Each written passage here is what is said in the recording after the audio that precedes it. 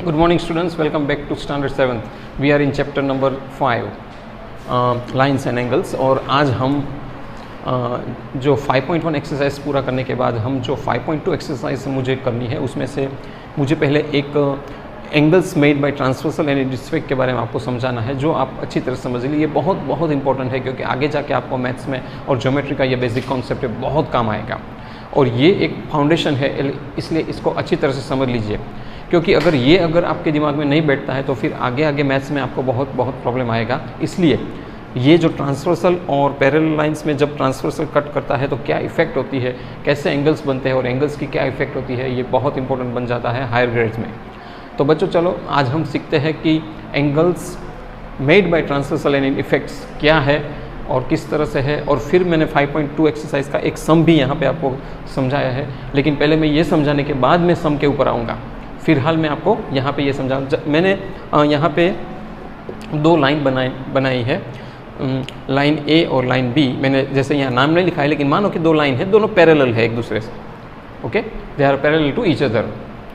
अब एक और लाइन मैं यहाँ से ड्रॉ कर रहा हूँ जो दोनों लाइन को यहाँ पे इंटरसेक्ट कर रही है और यहाँ दो अलग अलग पॉइंट पर इंटरसेक्ट कर रही है। तो कोई एक लाइन दो पैरेलल लाइन को अलग अलग पॉइंट पर इंटरसेक्ट करती है, उसको हम कहते हैं transversal. It is known as transversal. Okay, now what actually happens because of this transversal, that is important to know. हमें समझना ये है कि इसकी इफेक्ट क्या है। तो देखो यहाँ पे मैंने 1 2 3 4 5 6 7 8 ऐसे नंबर दिए हैं। ये नंबर कुछ नहीं है, ये एंगल्स हैं। तो जब भी हम ट्रांसवर्सल दो अलग अलग पॉइंट पर कट करते हैं तो एंगल 1, जिससे देखो ये एंगल बन रहा है, ये angle 2, angle 3, angle 4, angle 5, angle 6, angle 7 and angle 8। तो 8 angles are created because of this transversal. कितने? 8 एंगल्स क्रिएट हो रहे हैं। अब हम क्या यहाँ पे समझना क्या है कि ये एंगल्स की इफेक्ट क्या होती है। इस एंगल्स को भी अलग अलग नाम दिया जाता है, वो भी हमें समझना है।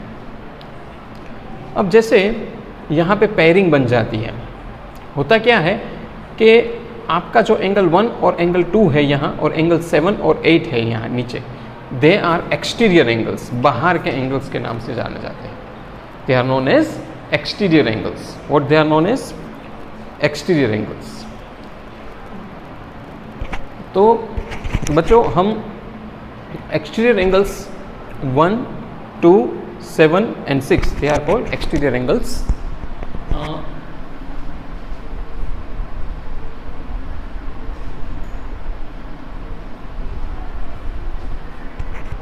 Let us continue. तो angle 1, angle 2, angle 7 and angle 8,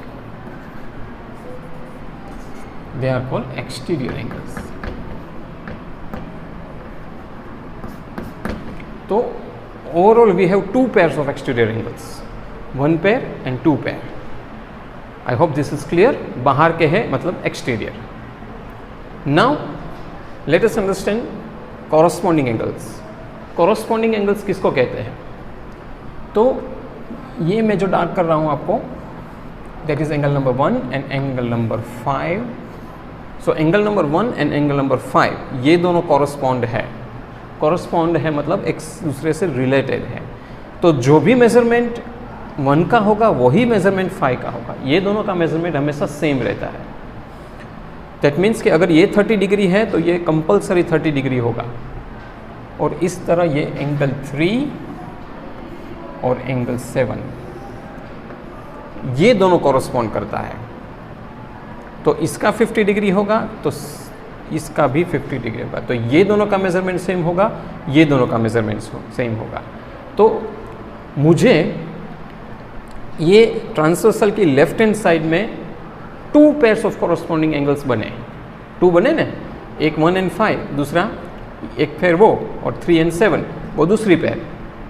तो 2 pairs ऑफ कॉरस्पॉन्डिंग एंगल। अब यही सेम चीज़ ट्रांसवर्सल की RHS साइड भी बनेगी। यहाँ पे एंगल 2 एंड एंगल 6 ये दोनों कॉरस्पॉन्डिंग एंगल है और उसकी सेम इफेक्ट होगी। जैसे कि ये दोनों का मेजरमेंट सेम होगा, जैसे मैंने यहाँ पे आपको बताया, जैसे कि ये 40 होगा तो ये 40 ही होगा।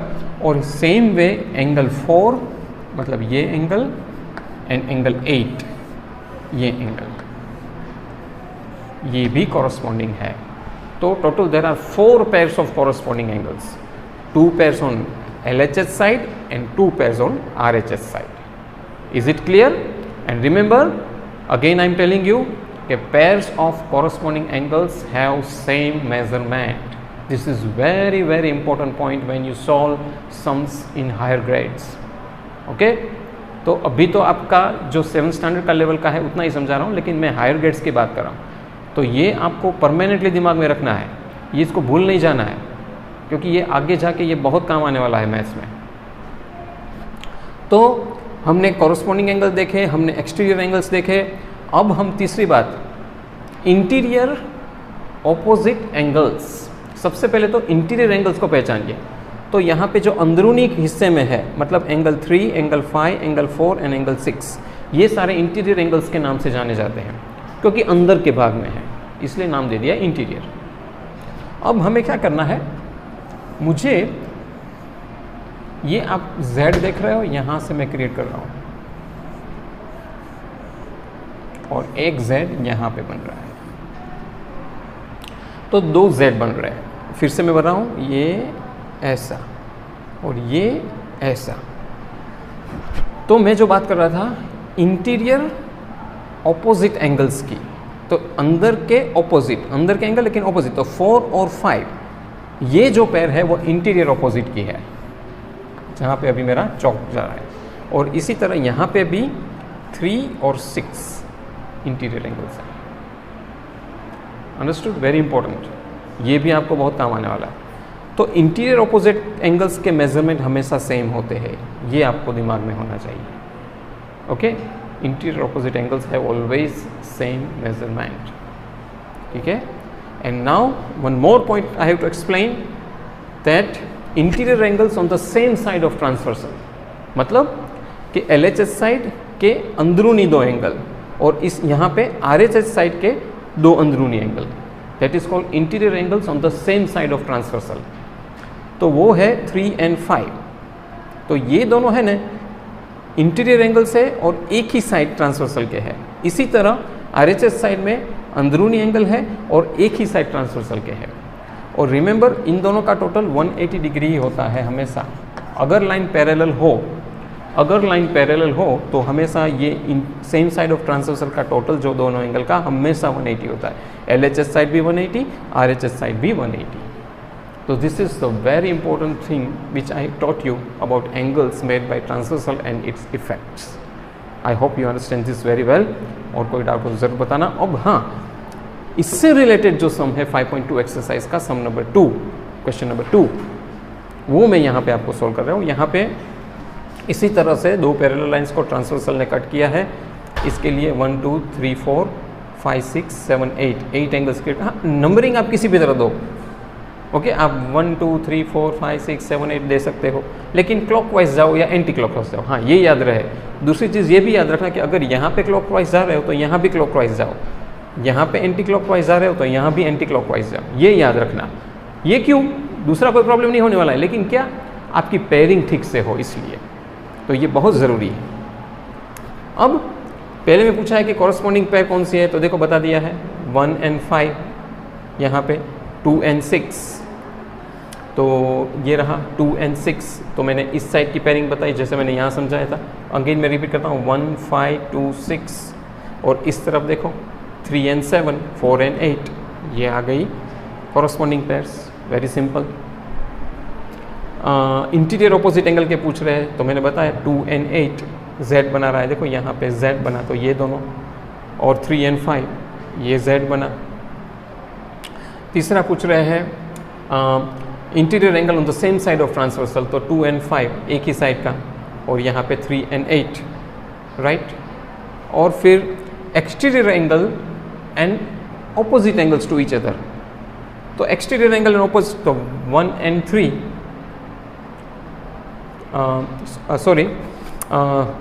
हाँ ये एक्चुअली वर्टिकली ऑपोजिट एंगल्स का पूछ रहे हैं, सॉरी मैंने आपको एक्सटीरियर एंगल की बात की, लेकिन actually they are asking about vertical. आप टेक्स्ट बुक में क्वेश्चन है आपके एनसीईआरटी में, ज़रा देख लीजिए नीचे के जो क्वेश्चन है उसको मैंने सॉल्व करके यहाँ भेजा है। तो 1 के साथ 3 वर्टिकली ऑपोजिट, 2 के साथ 4, इसी तरह 5 के साथ 7 और 6 के साथ 8, मतलब ये ऑपोजिट एंगल्स हमेशा सेम रहेंगे, ये उनका कहने का मतलब है। और इसके बेस पर ही जो मैंने समझाया बाकी सारे सम्स भी इसके ऊपर ही है, तो आप उसको होमवर्क में कर लेना। इसके साथ 5.2 एक्सरसाइज कंप्लीट। हाँ, आपकी नोटबुक्स अपडेट रखना 5.1, 5.2। बच्चों बहुत जल्द एग्ज़ाम होने वाली है नवंबर में, जिसमें 1, 2, 6 या 7 चैप्टर आएंगे। मैं आपको फाइनली ग्रुप में भेजूंगा मैसेज कोर्स का, लेकिन अभी मैं आपको ऐसे ही बता रहा हूँ, तो ये मानकर आपको करना है।